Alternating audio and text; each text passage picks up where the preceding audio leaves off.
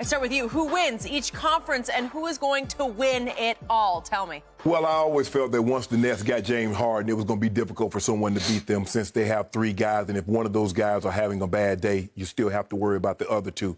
They have three guys that can legitimately go get you 50 on a given night. And if need be, all three can go get you 30. There have been very few teams in NBA history had that kind of firepower in a given time. And so for me, I don't see how, unless something unforeseen happens, unless the 76ers and the Bucks combine their two rosters, and Joel Embiid and Holiday and Middleton all of a sudden get with and Giannis get together. That's the only way I see someone beating the Nets coming out of the East. So I got the Nets coming out of the East. As Jenny said, I wish LeBron was healthy, but we are where we are. I don't believe he's 100% healthy. I don't know how you get 100% healthy. The report is he's playing on one leg. Well, I know that leg is having had that injury, Skip. It takes a long, long time for you to come back to where you feel like yourself. And we saw some instances the other night, Wednesday night, Skip, that he just couldn't get the elevation. He couldn't get the lift. He missed a lot of shots right around the basket, Skip, that he never missed. That fall away step back, that was the shot that you, Skip, remember he was at the Knicks and he hurt his groin and the guy blocked at the last second. It was a very similar situation to what we saw Andrew Wiggins block, because normally that step back is money. We've seen him bury a lot of teams with that step back, haven't we, Skip? Well, like the Raptors or the baby dinosaurs. No, that's Skip. And we saw him hit the Celtics with that also. Yeah. But anyway, Skip, so for me, I don't feel as confident as I once did. If you told me LeBron was 100% healthy, I'd like, well, Skip, it ain't no-brainer. It's the Nets and the Lakers. I'm still going to ride with the Lakers because I still believe that LeBron will be healthy enough. Is he 100%? No. But I need Anthony Davis to be AD. I need him to be that AD that we saw against Phoenix. Now, I'm not saying, Skip, he needs to get me 40, but I need him to be that aggressive. I need him to be that decisive. Don't hesitate. Don't wait to see where the double team's coming from. Get the ball and go. I'm going to need you on the block a little bit more than what I've seen. And stop hovering around the three-point, shooting threes, shooting jumpers. Get your butt down on the block. Hey, Drum, clear it out. Okay, Drum, go stand in the corner. And we'll be okay. So, Skip, I'm going to say I'm not as confident. On a scale of 1 to 10, I'm going to say I'm a 7. LeBron was 100% healthy, I'll be a 1,000, not a 10, a 1,000. So I'm still going to go Lakers and Nets for the simple fact I still believe in LeBron, although I know he's not 100%. But it's going to be a dogfight. It's going to be, and I'm not so sure, Skip, they might have to go 7 games in all 3 rounds. So they might play 21 games before they even get to the finals. And then it's going to take a lot out of them. But I'm going to go Lakers. I'm going to go Lakers and Nets. And you have the Lakers beating whom in the Western Conference Finals, please? This is a tough one for you. It really is, Skip. Because if the Lakers win, who do they play next round? Portland. Portland. You I already got Portland over Denver. Portland. Oh, you already got Portland into the round. Give me the dollar. I'm going to say, you know what? I'm going to say they beat the Clippers. You gave the Clippers that much respect. Yeah, I think you have them in the conference finals. Yeah, well, so you got Lakers over Clippers in 7 at Staples. Yeah. Okay. To get to the Nets, and then you got Lakers over Nets in 7. Yeah, I got Lakers over Nets in 8. In 8, okay? Or maybe they've changed their format like the NFL. Yes. They've added an extra game, right? Because we might need to go an extra game just to win it. But I'm gonna take I'll take the Lakers in 7. Okay, my turn. I am not backing off 1 inch. I'm exactly where I was before this season started. I am taking the LA Tankers to win it all. I'm taking Pandemic P to lead the Tankers to the championship. They were ridiculed for tanking their last 2 games. You Clippers? You taking the Clippers? Yes, I'm talking about the Tankers. That's what you call them, the Tankers, right? Yeah, you ridiculed them. Chris Broussard called them, what, yellow fever, he said, that they're suffering? Yeah, okay. Yeah. I'm sticking by them. I got Clippers over Lakers in conference final. I got Clippers over Nets in the NBA finals. What? Now, before I tell you why, I got to get this out of my craw and off my chest. Here we go again. They're doing it again. Rich Paul, Maverick Carter, you are genius at what you do. I love both of them. I truly do. I think they are extraordinary. They are top of the field in what they do for LeBron James. He should drop to his knees every night before he goes to sleep and thank the Lord above for those two men running the show for him that's around him. And it is a great show because they are gifted at what they do. But they're also gifted at making excuses for him, at planting excuses either before or after the fact. And here they go again. So Marcus Spears, who I have great respect for, is reporting, and I don't know this for a fact. I'm just educated guessing that they got this from either Rich or Maverick. Probably from Rich. He's genius at what he does, at dropping little tidbits, you know how this goes, on key opinion makers that LeBron is this or LeBron is that. Don't tell him that you didn't hear this from me, but. And so now LeBron is, quote unquote, playing on one leg. Well, it's a beautiful move ahead of the playoffs because you've set up LeBron perfectly. If he fails, well, he was playing on one leg. If he wins, he's a hero. He won the championship on one leg. That makes him the, quote unquote, GOAT. It's genius. Can I ask you a question? When was the last time we saw a historically great player be on a minutes restriction come playoff time? I have no idea. I don't really care. Never. Oh, never? So that should let you know. Come playoff time, well, maybe Michael Jordan in his second year in the league when he hung 63 on the Celtics at Boston Garden, coming off a broken foot. He'd only played his last 7 games of the year. If you look at it, the man played like 40-plus minutes because they went to overtime. But again, he never had a minutes restriction when he was hurt. No. I'm back to now. Michael is beyond LeBron in durability because I thought LeBron was the most durable superstar ever until lately, and now he's playing on one leg, and it's been like 2 months of ankle. But here's the thing, but I have a hard time with you. You quick to display of whether or not LeBron and the extent of LeBron's injury, but you take Michael Jordan at his word that he had 117 fever.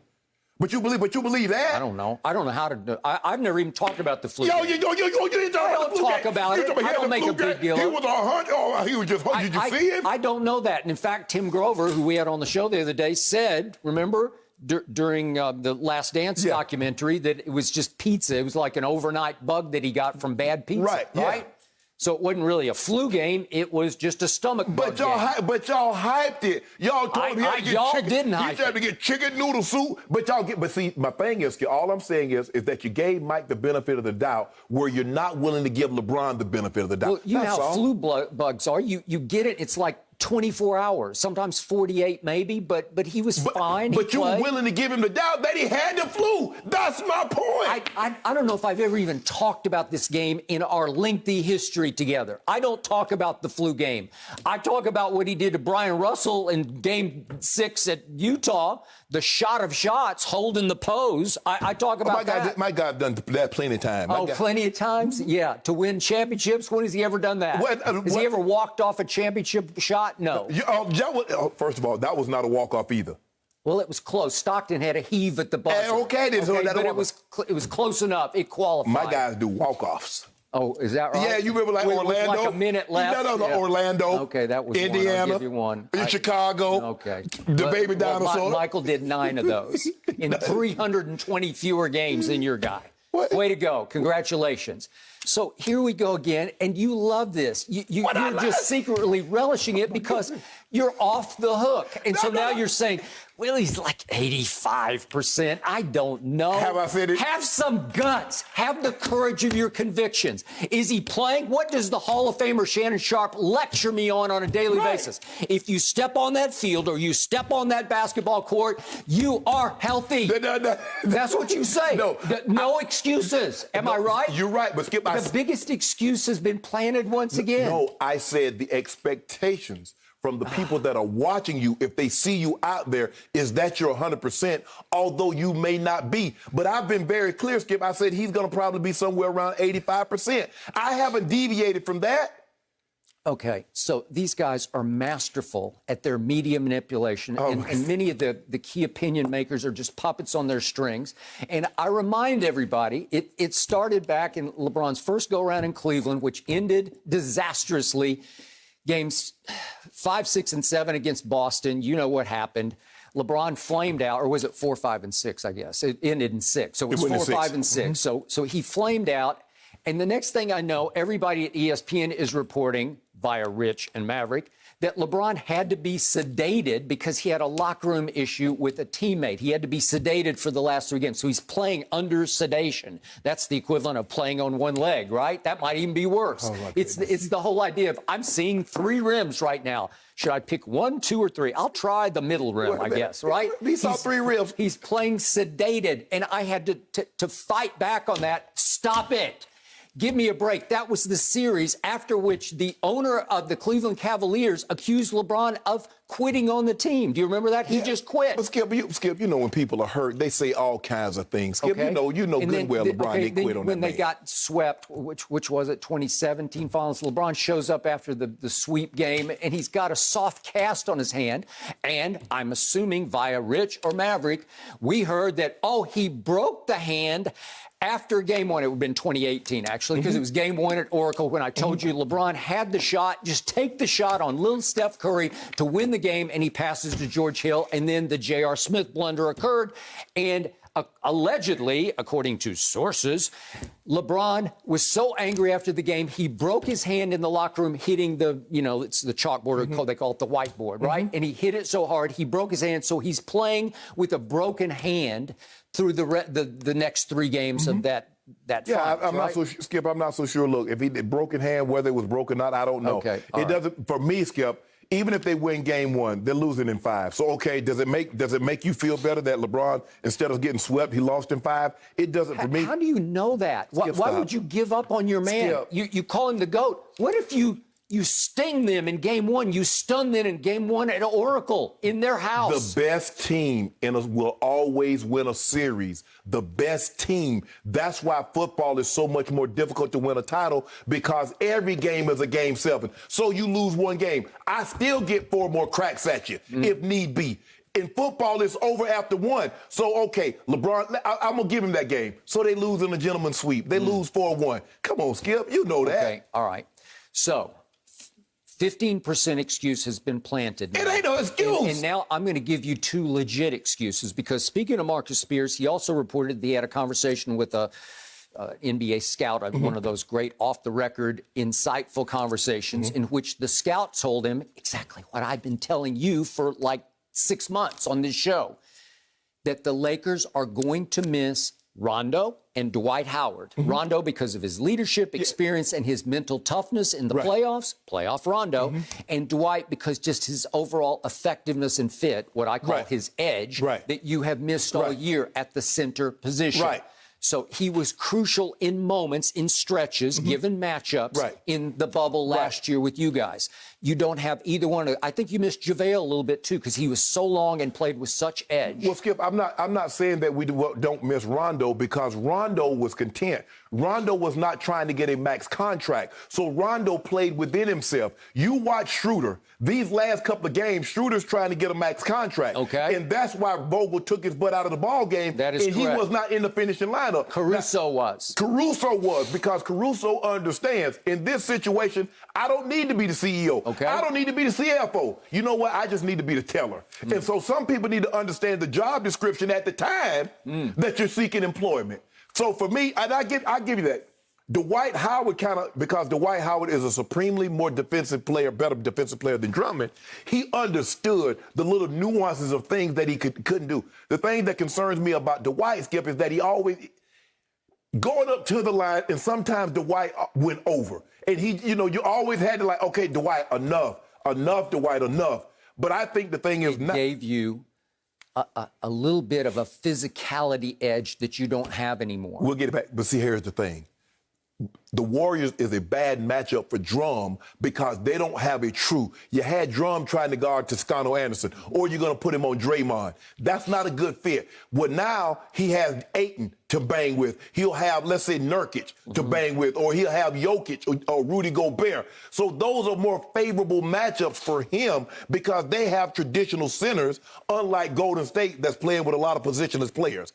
But don't you worry about that. You just worry about what your little team gonna do. And we already know, because, they ain't in the bubble now, and, he get to go home to his family, and he feeling good. We're talking about Paul George. I ain't talking about nobody, I'm just saying. Who said yesterday, it's a big difference from the bubble life to where I'm now in headspace standpoint, because he does get to go sleep in his bed and be around people who love him. If you don't mind me asking, when he got swept his last year in Indiana, he went 5-21. What was it? Were they playing in the bubble? No. When he put that 5-piece on Utah, when Russell had 44, and he shot like 2 of 13, 2 of 15, and had 5, a good spade hand, was he in the bubble? No. When he took that L to Portland, was he in the bubble? See, I got a problem with this. And there's a lot of other guys over there talking. We're in a really good space. Were you in a good space when you beat Dallas? Yeah, you were in a great space when you had that 3-1 lead. Nobody mentioned anything about headspace. Nobody mentioned anything about the drama inside the locker room when you're up 3-1. It was only when you got chased down. Nah, man, I couldn't see my girl, my kids. I love my kids. I'm not saying he doesn't. But it wasn't a problem when you had a 3-1 lead. He didn't mention any of that. I didn't hear anybody talking about guys know their role. Guys are accepting of their role. We got a new coaching staff. Nobody mentioned a thing when you're up 3-1 in the Western Conference Finals. It wasn't until you got, the divisional. Yes. The divisional round. That's the way it comes from. You ain't been there long, never been there. But anyway, so don't do this, Skip. I'm not going to let Paul George. I'm not going to let Marcus Morris Sr. I'm not going to let them off the hook, because all the things that you're mentioning now, you never mentioned when you had a 3-1 lead on the Nuggets. You never mentioned it. It wasn't until they chased your butts down that you started talking crazy. Pandemic P will turn back into playoff P when necessary. Hold on. Now you going to call him playoff P. You call that man George Paul for the better part of 6 years, and now you going to ride with him. When he was a Pacer. He still, he ain't, hold on. All he did was change uniform. Skip, if you take a silverback out of the Congo and put him in the zoo, he's still a silverback. He is now a complimentary star to a 2-time finals MVP who will lead this team to another championship. And hold up. You talking about the guy that's had 20 points twice in the last 13, 14 games? But that he's guy? healthy for the first time in a long time. So why was he sitting down there? So why did they rest if they was, you see what you did? Yep.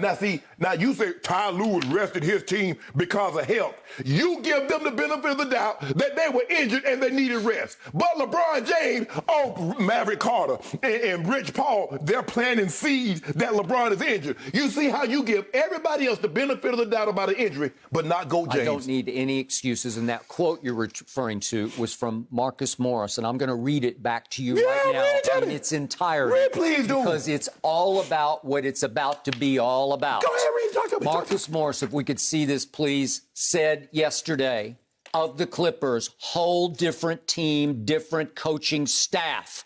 Energy's a lot better. Camaraderie's a lot better. Everybody wants to be here. Everybody is playing their role in the right way, and we all have one goal, and we are all committed to it. Everybody wants to be here. You've got one guy who did not want to be there last year, and his name is Montrezl Harrell, and good luck with him. Hey, hold on. It seemed like it was 2 guys, because PG said he had a problem being in the bubble. Okay. So it was Paul George. But hold on, Skip. Why didn't he release that when they have a 3-1 lead? I'm just trying to figure that out. That's all I'm asking. Now we have an elevated new coach, Ty Lue, who once directed LeBron James to a lucky championship that he won. See, now he's lucky. Thanks to Steph Curry's flame out. But Ty Lue is at the helm. They needed a different voice, just a different mindset, a different point of view, and they got it. And by the way, Chauncey Billups, the great Chauncey Billups, Mr. Big Shot, is also on this staff now. And the great Larry Drew is there to bring that experience, that bedrock experience to this coaching staff. Kenny Atkinson was the Nets coach for the last 4 years. He knows the Nets inside and out, obviously, how it works. He is now on this staff with Jerry West overseeing. It's time for the Clippers to break out and break through. I don't have a problem. I love Ty Lue. I've known Chauncey Billups since he was in high school with the George Washington. Because of Denver, in Denver. So I know Chauncey. I know Chauncey well. Skip, I ain't got no problem. The problem that I don't have a problem with the coaching staff. The problem that I have with all these guys chirping. Nobody said anything about being in the bubble when they were up 3-1. Nobody mentioned camaraderie. They didn't have a problem with guys might have been upset with their roles, and nobody said a thing. Whole different team. three-headed monster. We now have Serge Ibaka. We now have DeMarcus Cousins, who's turned back into Boogie. And we still have Big Zoo, once a Laker. But what happens, Skip, is that now it's easy to start from scratch and says, okay, we're a whole different team. But let me ask you a question. Had they gone on and been as successful as you would hope they would be, do you believe they would have mentioned anything like this? That Paul George wanted to go home and sleep in his own bed? That Marcus Morris Sr. would have said anything about camaraderie and about guys playing their role? If they won the championship, would they have said anything? Well, why, they would have needed to, but the point was they didn't win. They flamed out. So in other words, they're using that as an excuse why they took the L. That's all I'm saying, Skip. Something needed to change because they were just annihilating Denver up 3-1. How about Paul George not hitting the side of the backboard? How about Kawhi Leonard scoring more than 6 points in the fourth quarter? How about Marcus Morris Sr. stop tripping people and pretending like he didn't mean to do it? How about that? Does that need to change? Just watch and weep as you watch, because you're going to see a whole different mindset and approach and attack. And by the way, these Clippers led the league in three-point shooting. Your team finished 21st in three-point shooting. This team, the Clippers, led the league in free throw shooting, led the whole NBA in free throw shooting. Your team finished 28th in free throw shooting, which is the Achilles heel of the guy on one leg, LeBron James. So let me ask you a question. Y'all finished first in three-point shooting. You finished first in free throw shooting. You had one of the best offenses in NBA history, and the best you could get was a 4 seed? What the hell is going on? Mustard seed, as you say. It just doesn't matter. Give us any seed. We're ready to go. Thank you for watching. You can subscribe here to get the latest from the show, and be sure to check out more of the best clips from Undisputed, or go watch a few other segments from our other shows on FS1.